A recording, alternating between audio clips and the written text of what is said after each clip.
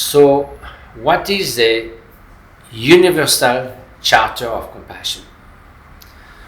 When you speak of compassion, that is the wish that sentient beings may be free from suffering and the cause of suffering, that compassion is basically what happens to altruistic love, which is to wish that sentient beings might find happiness and the cause of happiness.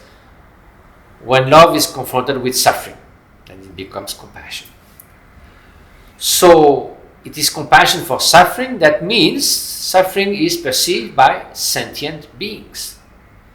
And suffering is suffering, whoever suffers.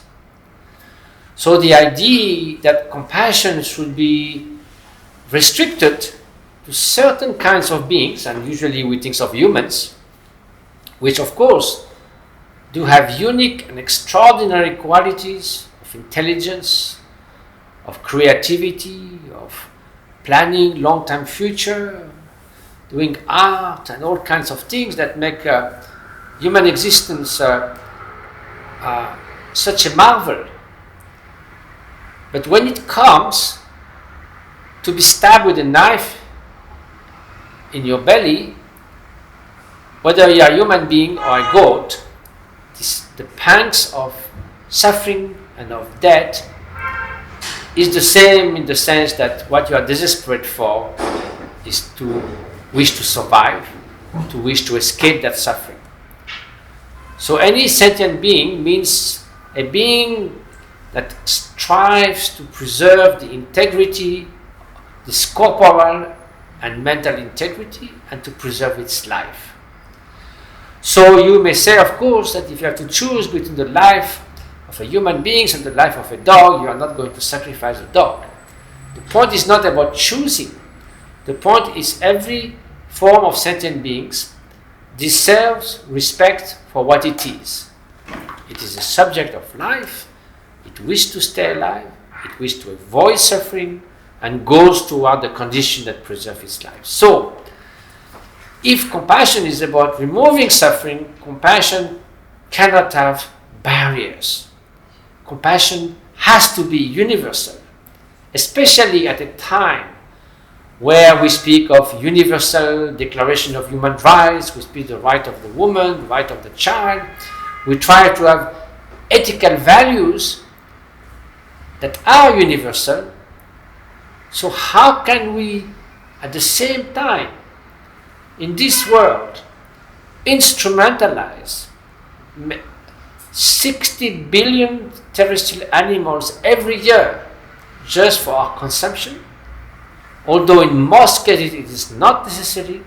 It is necessary maybe for hunter-gatherers or for fishermen in remote places, but for most of us it is no more. And it is 1.5 trillion, that is 1,500 billion of sea animals of all kinds. So this is really a mass killing of so many sentient beings just for our comfort, for our survival, but at the same time, which is not really that much necessary anymore. There's plenty of ways to survive without that. It is also something where everyone is losing. We know now that industrial farming, that makes now the vast majority of meat producing factories, basically pigs, cows, become sausage machine, basically. Nothing more. They are not even hardly considered as human beings.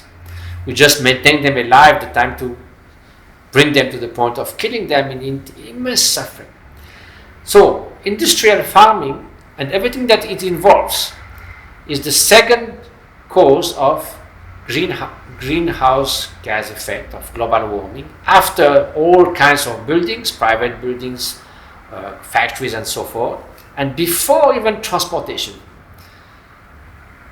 On top of that, it's not even good for human beings. There's a study done with 100,000 patients, followed by 20 years, published in Harvard, that shows that people who eat meat 5 times a week, they get an increase of depending if it's men and women, between 14 to 16% of cancer and about the same amount of cardiac difficulties. So we will save about average 14% of human death by reducing significantly meat consumption. So, of course, the first victims are the animals, but along with that, we're all losers.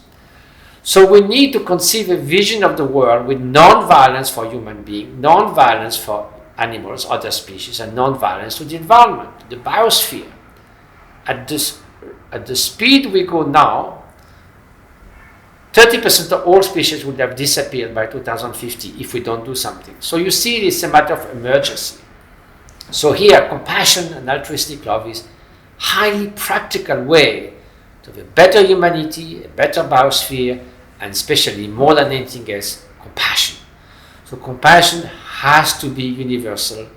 Otherwise, our claim to civilization, to ethics, will be always flawed. We love dogs, we eat pigs, we wear cows. This is a schizophrenic attitude. This cannot be a coherent way of being a moral beings, of progressing to further civilization.